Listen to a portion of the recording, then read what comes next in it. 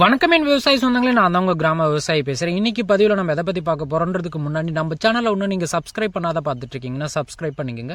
கூடவே bell icon ஆல்ல set பண்ணிக்கோங்க. அப்பதான் நம்ம தினமும் போடுற விவசாய வீடியோ உடனுக்குடன் நோட்டிபிகேஷனா கிடைக்கும். நீங்க ஒரு வீடியோ கூட மிஸ் பண்ணாம பார்க்கலாம். அது மட்டும் இல்லாம நம்ம வீடியோவை கடைசி வரைக்கும் ஸ்கிப் பண்ணாம பாருங்க. அப்பதான் நம்ம என்ன தகவல் சொல்ல வரன்றது உங்களுக்கு தெளிவா புரியும். ஸோ இன்னைக்கு எதை பத்தி பார்க்க போறோம் அப்படின்னு பாத்தீங்கன்னா, நெல் பயிருக்கான பூ உரத்தை பத்தி தான் பார்க்க போறோம். ஸோ பூ உரத்தை எப்பப்பெல்லாம் போடலாம் அப்படின்னு பாத்தீங்கன்னா, குறுகிய கால நெல் ரகங்கள் அப்படின்னு பாத்தீங்கன்னா ஒரு 65 நாள்ல இருந்து 75 நாளுக்குள்ள போடலாம். மத்திய கால நெல் ரகம் அப்படின்னு பாத்தீங்கன்னா ஒரு 75 to 85 நாள்ல போடலாம். குறுகிய கால நெல் ரகங்கள் வயது எப்படி இருக்கும் அப்படின்னு பாத்தீங்கன்னா ஒரு 105 நாள்ல இருந்து ஒரு 110 நாளுக்குள்ள இருக்கிறது குறுகிய கால நெல் ரகம். மத்திய கால நெல் ரகம் அப்படின்னு பாத்தீங்கன்னா ஒரு 120 நாள்ல இருந்து ஒரு 140 நாளுக்குள்ள வர்றது மத்திய கால நெல் ரகங்க. ஸோ பூ உரம் அப்படின்னு பார்த்தீங்கன்னா எந்தெந்த உரங்களை போடலாம் அப்படின்னு பார்த்தீங்கன்னா potash plus ammonium sulphate plus urea, இந்த மூன்றை மட்டும் தான் நம்ம போட வேண்டியது இருக்கும். நிறைய விவசாயிகள் என்ன பண்ணுவாங்க அப்படின்னு பார்த்தீங்கன்னா, கதிரும் காலங்களில் வெறும் யூரியா மட்டும் பயன்படுத்துவாங்க. அப்படி பயன்படுத்துறீங்க அப்படின்னு பார்த்தீங்கன்னா இலை சுருட்டு, புகையான், தண்டு துளைப்பான் இந்த மாதிரியான பிரச்சனைகள் வந்துடும். அது வந்துடுச்சு அப்படின்னு பார்த்தீங்கன்னா அதிகப்படியான மகசூல் இழப்பு ஏற்படும். அதனால பார்த்தீங்கன்னா நீங்கள் யூரியா போடுறதை தவிர்த்துட்டு பொட்டாஷ் பிளஸ் அமோனியம் சல்பேட் போடலாம். அமோனியம் சல்பேட்ல பார்த்தீங்கன்னா உங்களுக்கு 20% நைட்ரஜன் சத்து இருக்குது. பட் ஆனால் அமோனியம் வடிவல் இருக்கு. இதில் பார்த்தீங்கன்னா டைரக்டா நைட்ரஜன் வடிவல் இருக்கிறதால யூரியாவில் சீக்கிரமா வேலைப்பாடுகள் நடக்கும்ன்றதால உங்களுக்கு பார்த்தீங்கன்னா அதிகப்படியான பூச்சி தாக்கம் வரும். கண்டிப்பா பாத்தீங்கன்னா கதிரோரம் காலங்களில் நீங்க யூரியா அதிகப்படியான தயசத்து பயன்படுத்தினீங்க அப்படின்னு பாத்தீங்கன்னா உங்களுக்கு புகையான் வந்துடும். புகையான் வந்துச்சு அப்படின்னு பாத்தீங்கன்னா அதிகப்படியான மகசூல் இழப்பு ஏற்படும்.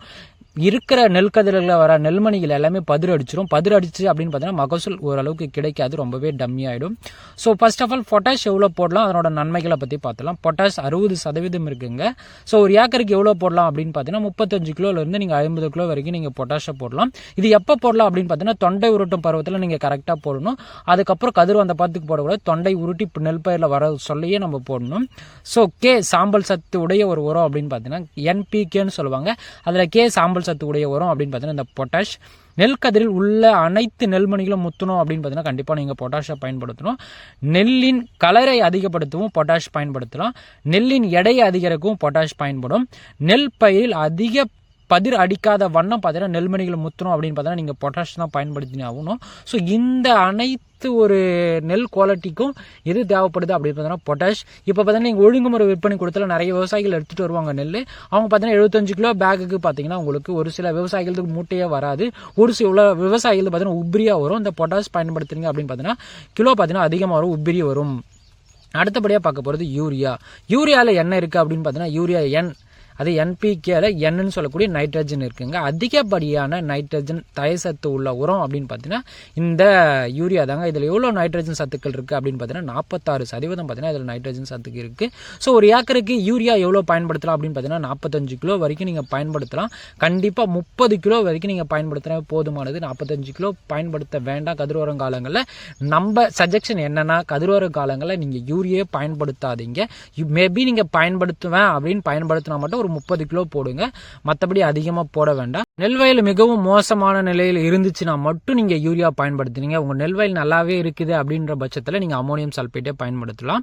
நெல்வயலில் நன்றாக இருந்தால் பயன்படுத்த அதிகப்படியான பிரச்சனைகள் வரும்.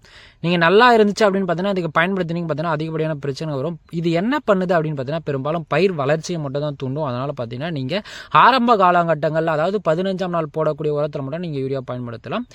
ஸோ அடுத்தபடியாக பார்க்க போகிறது அமோனியம் சல்பேட். இதில் என்னென்ன இருக்குது அப்படின்னு பார்த்தீங்கன்னா நைட்ரஜன் 20%, சல்பர் பார்த்தீங்கன்னா உங்களுக்கு 23% இருக்குது. ஒரு ஏக்கராக்கு நீங்கள் எவ்வளோ பயன்படுத்தலாம் அப்படின்னு பார்த்தீங்கன்னா 50 கிலோ நீங்கள் பயன்படுத்தலாம். இதை பார்த்தீங்கன்னா நைட்ரஜன் அமோனியா வடிவில் இருக்குது, தெளிவாக புரிஞ்சுக்குங்க.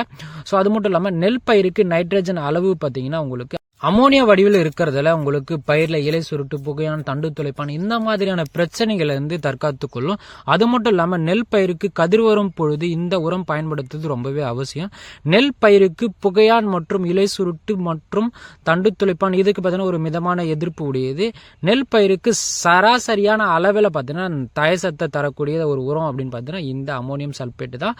நீங்கள் பெரும்பாலும் பார்த்தீங்கன்னா இந்த யூரியா பிளஸ் பொட்டாசியம் போடுவீங்க. அந்த மாதிரி போடுறதை தவிர்த்துட்டு இனி வரும் காலங்களில் பொட்டாஷ் ப்ளஸ் அமோனியம் சல்பேட் கலந்து போடுங்க. கதிர் வரும் காலங்களில் நல்ல உங்களுக்கு வெயிட் இருக்கும், நல்ல மகசூல் கிடைக்கும், நல்ல தரமான நெல்கள் கிடைக்கும், நெல்மணிகள் கிடைக்கும். அதை மாதிரி ஒழுங்குமுறை விற்பனை கொடுத்துலும் உங்கள் நெல்கள் எடுத்து போய் போட்டிங்க அப்படின்னு பார்த்தீங்கன்னா அதிகப்படியான விலைகள் கொடுத்து வாங்குறதுக்கு ரொம்பவே வாய்ப்பு இருக்குது. நீங்கள் இதுவே யூரியாவை பயன்படுத்துனீங்க அப்படின்னு பார்த்தீங்கன்னா நெல் வயல் கீழே சாயறதுக்கும் வாய்ப்பு இருக்குது. அது மட்டும் இல்லாமல் கதிர் நிறைய பதிரடிக்க வாய்ப்பு இருக்குது, புகையான் அதிகப்படியான வரதுக்கு ரொம்பவே வாய்ப்பு இருக்குது. அதனால் யூரியாவை நீங்கள் போடுறது தவிர்த்துருங்க. ஸோ அதிகப்படியான தாய்சத்தில் இருக்கிற உரம் அப்படின்னு பார்த்தீங்கன்னா யூரியா தான். யூரியாவில் அதனால் பிரச்சனைகள் கொஞ்சம் அதிகமாக தான் வரும். ஸோ அதையும் ஃபேஸ் பண்ண தெரிஞ்சுக்கிங்க. அது மட்டும் இல்லாமல் அமோனியம் சல்பேட் நீங்கள் எப்போ பயன்படுத்தலாம் அப்படின்னு பார்த்தீங்கன்னா நீங்கள் கதிர் காலங்களில் மட்டும் நீங்கள் அமோனியம் சல்பேட்டை பயன்படுத்தலாம். ஒரு சிறந்த உரம். ஸோ நெல் வயலுக்கு எப்போ பயன்படுத்தினா கதிர் காலங்களில் நீங்கள் பயன்படுத்தலாம். கூட பொட்டாஷ் கூட பயன்படுத்தலாம். இதில் பார்த்தீங்கன்னா உங்களுக்கு சல்பர் சத்து அவசியமானு கேட்டீங்க. அந்த டைமில் கண்டிப்பாக சல்பர் சத்து அந்த பயிருக்கு தேவைப்படும். அந்த டைமில் நீங்கள் கரெக்டான உரங்களை கொடுத்தாவே போதுமானது, நல்ல ரிசல்ட் கொடுக்கும். அது மட்டும் இல்லாமல் ஏக்கராக்கு குறிப்பிட்ட மூட்டை அளவுக்கு நீங்கள் மகசூல் எடுக்கணும் அப்படின்னு பார்த்தீங்கன்னா கண்டிப்பாக எடுக்கலாம். அது மட்டும் இல்லாமல் இந்த மாதிரியான உர கால அட்டவணையை நீங்கள் தெரிஞ்சு வச்சுக்கிட்டாவே போதும். எந்தெந்த பருவங்களில் எந்தெந்த உரங்களை கொடுக்கணும் அப்படின்னு சொல்லிட்டு தெரிஞ்சு வச்சுக்கிட்டாவே போதும். நீங்கள் நெல் வயலில் அதிகப்படியான மகசூல் பெறலாம். Basic fertiliser, drilling fertiliser, boost staging fertiliser, இந்த NPK fertiliser for more update இந்த கொடுத்தீங்கன்னாவே போதும். இந்த மாதிரியான அட்டவணையை நீங்கள் தெளிவாக தெரிஞ்சு வச்சுக்கோங்க. அது தெரியணும் அப்படின்னு பார்த்தீங்கன்னா மறக்காமல் நம்ம சேனலை லைக் பண்ணி ஷேர் பண்ணி சப்ஸ்கிரைப் பண்ணி வச்சுக்கோங்க. அது மட்டும் இல்லாமல் இதுக்கு முன்னாடி நிறைய வீடியோ போட்டிருக்கோம். இந்த வீடியோ பார்த்துட்டு அந்த வீடியோவும் பார்த்துருங்க. அது மட்டும் இல்லாமல் நம்ம வீடியோ பிடிச்சிருந்துச்சி அப்படின்னு பார்த்தீங்கன்னா லைக் பண்ணிவிடுங்க. உங்களுக்கு ஏதாச்சும் இந்த வீடியோவில் டவுட் இருந்துச்சு அப்படின்னு பார்த்தீங்கன்னா மறக்காமல் கமெண்ட் செக்ஷனில் வந்து கமெண்ட் பண்ணுங்கள். இந்த பயிராகட்டும் இல்லை வேறு ஏதாச்சும் பயிர்களை பற்றி உங்களுக்கு டீட்டெயில் தேவை அப்படின்னு பார்த்தனாலும் கமெண்ட் செக்ஷனில் கமெண்ட் பண்ணுங்கள். கண்டிப்பாக நான் உங்களுக்கு ரிப்ளை பண்ணுவேன். அது மட்டும் இல்லாமல் உங்கள் அருகாமையில் இருக்க நெல் விவசாயம் பண்ணுற விவசாயிக்கு இந்த வீடியோ ஷேர் பண்ணிடுங்க. அவருக்கும் ரொம்பவே பயனுள்ளதெல்லாம் ஆகும். ஸோ அது மட்டும் இல்லாமல் நம்ம சேனலில் சப்ஸ்கிரைப் பண்ணி பெல் ஐக்கான ஆல்ல செட் பண்ணிக்கோங்க. அது மட்டும் இல்லாமல் நம்ம யூடியூப் சேனலுக்கு ஒரு சோஷியல் மீடியாஸ்லாம் இருக்குது. ஃபேஸ்புக், வாட்ஸ்அப், டெலகிராம் இந்த மாதிரியான குரூப்ஸ்லாம் இருக்குது. அதெல்லாம் நீங்கள் ஜாயின் பண்ணணும் அப்படின்னு பார்த்தீங்கன்னா கிராம விவசாயின்னு போடுங்க வந்துடும். அது மட்டும் இல்லாமல் டிஸ்கிரிப்ஷனில் லிங்க் கொடுக்குறேன், அதுலேயும் கிளிக் பண்ணி ஜாயின் பண்ணிக்கோங்க. வாட்ஸ்அப் குரூப்பில் ஜாயின் பண்ணிக்கோங்க. அது மட்டும் இல்லாமல் அதில் பார்த்தீங்கன்னா டெய்லி பார்த்தீங்கன்னா வேளாண்மை விலை விற்பனை பட்டியலை பற்றி அப்டேட்டடாக வரும். நீங்கள் அதை பற்றியும் தெரிஞ்சுக்கலாம். உங்களுக்கு விலை பொருள் எவ்வளோ போகுதுன்னு நீங்களும் தெரிஞ்சுக்கலாம்.